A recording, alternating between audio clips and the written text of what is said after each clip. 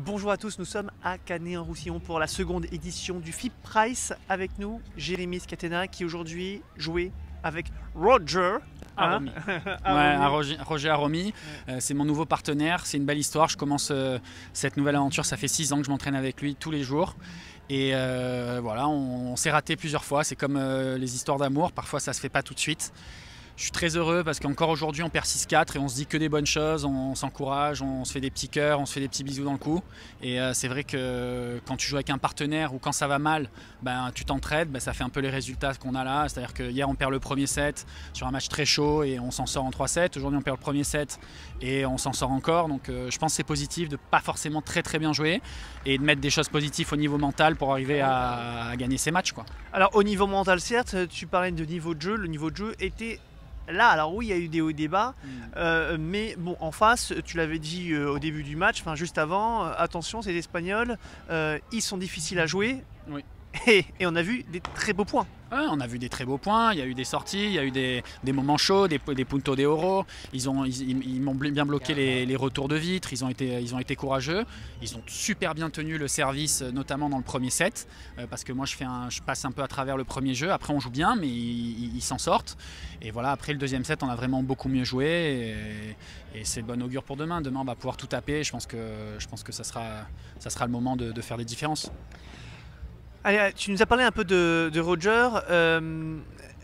Justement, tu joues avec lui depuis très longtemps, tu t'entraînes avec lui, et c'est vrai qu'on a envie de se dire, attends, Ça fait 2 tournois. ça fait 2 tournois, et c'est parti pour durer. Bah, moi j'ai vraiment envie que ça dure. Je crois que c'est une grande opportunité pour tous les deux parce que je pense qu'il a un grand niveau. Il n'a pas beaucoup de points, moi j'en ai beaucoup, donc c'est intéressant pour lui. Et puis je crois que ce que je lui apporte en termes de mental, en termes de points importants, en termes de positif, je le mets tout le temps en disant qu'il peut prendre des risques, qu'il peut faire des fautes, qu'il peut se lâcher. Et je crois qu'on est en train de s'encourager et notre niveau il monte. Et je pense qu'on va faire un grand match la semaine prochaine. On joue Edu Alonso et comment il s'appelle, Juan Luis Bri. Voilà, c'est des matchs comme ça qu'on a envie de gagner, c'est des matchs comme ça où on veut briller, où on veut montrer qu'on est capable de faire des grands matchs. Qui a joué avec Benjamin Tison il y a quelques jours au Challenger, et ils ont livré de très belles prestations au Challenger. On le connaît, hein, c'est un joueur qu'on connaît très bien. Ça va être compliqué si vous gagnez ce genre de match. En fait, c'est ce que tu recherches. Tu m'expliquais il n'y a pas si longtemps que ça. Voilà, ce que je recherche, c'est c'est un cap. C'est battre ce genre de paire. Exactement, c'est-à-dire que là j'ai fait une demi-saison où j'ai gagné les matchs que je devais gagner, j'ai pris les opportunités que je devais prendre, mais j'ai pas gagné les grands matchs. J'ai pas gagné, 2-3 fois je devais mec 70, je les ai pas gagné. Ce qui est drôle, c'est qu'on parle de Tison, c'est-à-dire qu'aujourd'hui Tison il a tellement progressé que maintenant si je gagne les mecs de Tison, je suis un king, quoi. Donc c'est pour vous dire où il est, mais c'est comme ça. Moi si je bats Ben, si je bats les mecs qui sont autour de lui, pour moi c'est une grosse perf. Lui c'est son quotidien. Voilà, on n'est plus dans la même galaxie, mais voilà, c'est mon pote et je suis vraiment très heureux pour lui de ce qu'il arrive à faire. Je pense que de temps en temps en France, je pense qu'il y a des résultats un peu pourris qui sont beaucoup mis en avant, et il y a des grands résultats qui le sont pas trop. Voilà, c'est un peu c'est normal, le sport il est jeune et tout ça, on se rend pas compte. Voilà, il gagne des mecs 3-3 et puis après il y a des Français qui gagnent 7-6 au DER et c'est le plus grand match de leur vie. Bon, je crois qu'il faut un peu voilà, remettre les choses un peu dans leur contexte. Alors, je sais pourquoi tu dis ça. Alors cette discussion est très intéressante et je vais vous expliquer. Parce que finalement, c'est une réponse du berger à la bergère. Oui. Hein. Ouais. Et effectivement, quand on voit un joueur faire régulièrement des performances aussi belles, ce ne sont plus des exploits. Non. Alors non. Et quand on voit des joueurs qui n'ont pas l'habitude de forcément remporter, allez, allons-y, soyons fous, des P1000 même, des finales, voire des P2000 ou des belles prestations, forcément on va qui n'ont jamais gagné contre des top 100 ou une fois dans leur vie, donc c'est sûr que... on va avoir une tendance à dire, attendez les amis, il n'y a pas que Benjamin Tison, il n'y a pas que Jérémy Scatena, il y a aussi d'autres joueurs qui sont derrière, je pense à Thomas Van Bos, je pense à Dorian, voilà, qui ont des, tu vois, qui certes pour l'instant n'ont pas le niveau, enfin qui n'ont pas eu des performances aussi belles que vous, mais c'est normal de les mettre en avant. On est d'accord. Je parlais pas du tout de moi, hein, t'as vu, hein, je parlais de Ben, hein, oui, donc oui, qu'on oui, soit bien sûr. d'accord, parce qu'après sinon ça va faire des grosses polémiques, on va encore rentrer mal, on va être très mal. Hein. Non, mais voilà, non, mais c'est pour ça qu'au niveau personnel, moi je veux gagner des grands matchs, parce que je suis conscient que gagner des mecs 110, bon c'est bien, super, mais c'est pas là où je veux aller. Je veux gagner des mecs 70, parce que j'ai envie d'être 70, j'ai envie d'être 65 à la fin de l'année, et si je bats pas ces mecs-là, je vais pas l'être. Bon, bah vous avez bien compris. Nous ne parlerons plus de Jérémy Sketenar tant qu'il n'a pas battu des paires du top 70. Voilà, on ne parle plus de toi, c'est terminé. Il n'existe plus. On fait 80 quand même, 80, 90, à partir de top 100 quand même. Oui, c'est quand même top 100, sinon on va jamais parler de moi. Allez, on va poursuivre cette discussion. Allez, sur un petit peu la polémique de cette semaine. Vous l'avez peut-être vu, vous l'avez peut-être suivi le match hier en direct. Il y a eu une petite polémique face aux Espagnols. Le coach est argentin d'ailleurs, je crois. C'était chaud. On va peut-être le faire après la musique. Après la musique. Après la musique, comme ça on va nous entendre ou Non, mais on nous entend très très bien. Okay. Il y a eu, on va dire, des moments chauds dans ce match. Mais j'ai envie de dire c'était un match de bonhomme. Hein, c'est un match de bonhomme où il y a eu... Bon, qu'est-ce qui s'est passé? Il y a eu à la fin effectivement petite polémique entre des joueurs, organisateurs, le public qui ne savaient pas vraiment trop s'il fallait huer, pas huer. Bref, qu'est-ce qui s'est passé? Est-ce que tu peux nous dire clairement c'est une addition de beaucoup de choses. Déjà, le match il est un peu chaud, il est tendu, il est serré. Donc on discute quelques balles. Raison ou tort des deux équipes, je sais pas trop.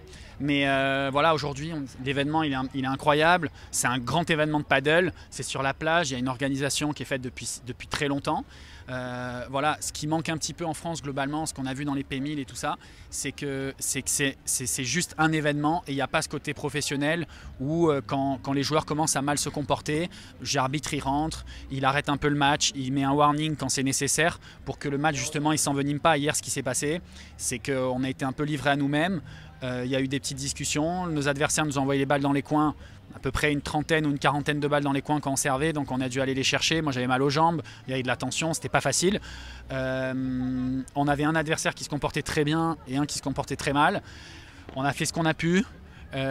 Au final, j'ai pas envoyé une balle dans les ciels, j'ai pas jeté ma raquette, j'ai pas tapé la vitre, j'ai pas crié en face de mes partenaires, en face de mes adversaires. Voilà, donc je sais pas, moi j'aimerais bien qu'on me dise concrètement sur le terrain à quel moment je me suis mal comporté. Alors je vais te le dire, un peu peut-être vu de l'extérieur. Alors évidemment, j'ai pas tout suivi, j'étais en train de travailler pendant ces moments-là, en tout cas certains moments, et les cris, la manière de s'encourager, c'est une chose, chacun sa manière. Toi, parfois. Il faut essayer de ne pas le faire en face du joueur. Il faut Voilà, essayer de le faire dans le dos, mais bon, et puis oui, dans le dos, mais enfin parfois. Et pas sur une faute quand même. Aussi. Oui, Parce que sur une faute, quand on se vient au filet, qu'on fait comme ça au filet, bon. Parfois, moi ça me gêne pas, j'aime bien. Ou alors sans faire exprès peut-être. Je le fais jamais, je le fais en courant vers la sortie. En courant vers la sortie. Et puis évidemment par hasard. Le public est en face. C'est vrai. Voilà. Non, ne me dis pas les trucs qui sont pas vrais. Non, mais on va dire. Allez, mais j'allais dire surtout. C'est pas grave, c'est pas important, d'autant que les joueurs, parfois ils ont une manière de. Et puis allez, parfois aussi, c'est aussi pour. Et puis on aime ça aussi. Voilà, c'est pour le spectacle. Allez, on va aller rentrer dans le vif du sujet. La polémique n'est pas vraiment là, même si ça participe un petit peu à l'ambiance générale, et puis parce que le public aime ça. On préfère avoir des joueurs qui gueulent d'une certaine manière, qui s'encouragent, et même s'il y a un petit peu. D'ailleurs, le match qui a été le plus suivi, ça a été celui-là, hein, au final, où il y a eu le plus d'ambiance, il n'y a rien à voir. Hein. Bien sûr, là on savait pas donner de la tête. Ce qui s'est passé, c'est surtout la fin. À la fin de cette partie, il y a un moment donné, vous l'avez peut-être vu parce qu'on était en direct, on t'a vu aller voir le capitaine. Oui, c'est d'usage parce que après la fin du match, on serre la main de l'arbitre, on serre la main du capitaine. Moi, le match a été chaud, mon adversaire m'a pas serré la main, c'est pas très grave. Moi, je voulais aller voir le capitaine justement pour apaiser les choses, lui serrer la main. Bon, il voulait se battre avec moi, donc après, on est parti. J'étais un peu chaud. Bon, voilà. Alors, le capitaine, tu lui dis, voulait se battre avec toi. C'est Roger qui s'est mis devant moi. C'est Roger qui s'est mis devant lui. Il voulait me frapper. Donc, Roger, mais il me dit d'appeler Roger maintenant. Roger il est pas très costaud, mais il est un peu tonique. Donc voilà. Roger tonique. Ouais. Moi, sur un terrain, je veux dire, bah, je me battrai jamais, enfin, je veux dire, jamais, tant pis, je me fais frapper, je ferai rien, quoi. Je veux dire, je suis pas sur un terrain de paddle pour me battre. Alors, c'est ce qui explique qu'il y a eu un moment sanguin. Allez, c'est entre bonhommes, entre guillemets.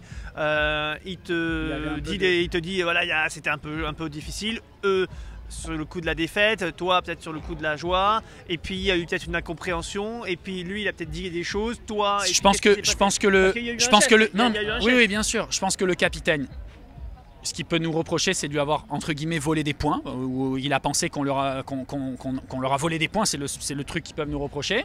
Donc il m'a mal parlé, mais bon, en fait, la mauvaise gestion, c'est que peut-être après un match comme ça, en fait, il faut partir, quoi. Il faut partir, rentrer chez soi et aller voir les gens le lendemain ou à l'hôtel quand les gens sont plus calmes. C'est des petites erreurs, on apprend toujours. En fait, quand les gens ils sont un peu tous énervés, mais moi compris, c'est peut-être pas le moment de faire la paix. C'est mieux quand les gens sont calmes pour faire la paix. Allez, ce sera le moment de la fin. Maintenant, on va parler du futur. Ouais. Une fois que les choses sont dites, demain, gros match. Grosse confrontation. Tu les connais, hein. Oui. Tu peux nous en parler de ces joueurs? Oui, je les connais. Je pense qu'il va faire 40 degrés. La balle, elle va sortir. Voilà, ça va être mes conditions. J'ai très mal aux jambes en ce moment, je suis fatigué, mais je crois que ça fait très longtemps. Tu sais, Franck, je me rappelle, je crois que ça fait 1 an ou peut-être un petit peu plus pendant le Covid. Tu sais, tu te souviens de ce tournoi au Belgique? Je pense que j'étais pratiquement en dépression, j'étais super triste dans ma vie. Voilà, j'étais pas heureux sur le terrain, j'étais pas heureux en dehors. Je pense que ça fait très longtemps que j'ai pas été aussi heureux en dehors du terrain et très heureux. Et voilà, c'est la vie, c'est les sentiments. Je suis super heureux, j'ai envie que ça continue. Je suis heureux sur le terrain, je kiffe, je suis amoureux de mon partenaire. J'espère que ça va durer. Et donc voilà. Ouais, c'est pas moi son partenaire. Hein. Non. Et en fait, moi je suis un garçon émotionnel, peut-être dans les mauvaises choses et aussi dans les bonnes. Et le fait d'être heureux, ça me fait gagner des matchs et ça me fait aller plus loin. Et donc je pense que j'en suis là. Bon, ce sera le mot de la fin. Jay, on te souhaite bonne chance avec Roger. Et puis on espère voir des Français aller au bout. Il y aura un Français en finale, puisque demain je joue contre Jérôme Inzerillo. Ouais. C'est plutôt un mec qui me réussit très mal, puisqu'il m'a battu 2 fois cette année. Je l'ai battu sur le moment important qui était là une finale. Lui m'a battu plutôt en quart, donc bon. Mais demain c'est une demi, c'est un gros match pour moi. C'est sûr que l'ambiance qu'il y a autour par rapport au match d'hier, c'est sûr que c'est pas quelque chose qui m'aide. Maintenant, c'est des moments qui te font grandir en tant que personne et j'espère que demain, je serai à la hauteur du rendez-vous. Dernière question, désolé, tu m'as tendu la carotte et je vais la prendre. Tu dis les conditions sont peut-être pas les meilleures autour de moi et tu as dit une phrase, les tournois en France, c'est pas évident. Tu m'as dit ça? Ouais. J'étais un petit peu triste quand tu m'as dit ça. Moi aussi, je suis triste. Je suis triste parce que je suis très triste, je suis désolé pour ça, que ça soit comme ça, mais... Je vais au Grand Canari, il y a 3 Espagnols et un Français. Et j'ai 350 personnes qui m'adulent, qui sont incroyables avec moi. Je partage des moments que j'oublierai jamais de ma vie. Et quand je vais en France, voilà, j'ai toujours des gens qui parlent beaucoup, qui viennent pas me voir. J'ai jamais des gens qui viennent me voir et qui me parlent. Voilà, c'est comme ça. C'est ma vie, je peux pas plaire à tout le monde. Et en même temps, quand je joue Rome, quand je joue Gran Canaria, quand je joue aux Pays-Bas et que je vois ce qui se passe et je vois les enfants et je vois les gens, comment ils vivent cette passion avec moi, c'est vrai que j'ai envie de voyager parce que voilà, au Mexique, c'était des moments incroyables. Et je pense que voilà, j'ai une personnalité peut-être différente. Et je crois qu'il faut que je continue dans ça. Je ne peux pas plaire à tout le monde. Et voilà, Il oublie de dire un truc, c'est que quand même, tu as dit à plusieurs fois que, ok, peut-être en règle générale, maintenant dans ce tournoi, sur la plage, un événement comme ça, assez unique en France, assez unique tout court. On parlait avec des joueurs espagnols qui eux-mêmes expliquaient qu'en Espagne, ils n'avaient pas ce genre de choses. Les FIP Price ou même des FIP Stars, ce que tu veux, c'est dans un club, machin, il n'y a pas un chat. Donc voilà, je veux dire, ça se passe en France, il y a une organisation de folie. Tu l'as dit d'ailleurs, je le dis, mais je sais qu'ils le pensent. Voilà, et forcément des joueurs comme toi qui sont ici, c'est obligatoire. Benjamin Tison qu'on a eu, qui n'était pas là parce que là, bien sûr, il a dit ouais, mais bon voilà, il y a le calendrier fait que maintenant c'est très compliqué. Voilà, le challenger surtout. Mais bon voilà, mais Ça, je pense que tu peux le dire. On a besoin de toi. Non, mais moi, jouer dans ces conditions, pour moi, c'est un rêve. Je me lève tous les matins pour faire ça. Voilà, après, c'est l'environnement qui est un peu moins favorable de temps en temps. Allez, extra paddle, on va dire c'est comme ça. Extra paddle qui est un petit peu plus difficile. Mais voilà, aujourd'hui, j'ai commencé le match, j'ai fait un set où j'ai voulu bien me comporter, pas faire de vagues, faire attention à tout, donner la balle. C'est un peu emmerdé d'ailleurs. Tout le monde s'est fait chier et j'ai pris 6-4. Et puis après, quand on a envoyé des vamos, qu'on a couru partout, qu'on s'est encouragé, qu'on s'est embrassé, on a gagné. Je crois que je vais faire ça demain. Voilà, bon c'est ça qu'on aime. Allez, merci Scats et puis bonne chance pour demain. Merci beaucoup et à bientôt.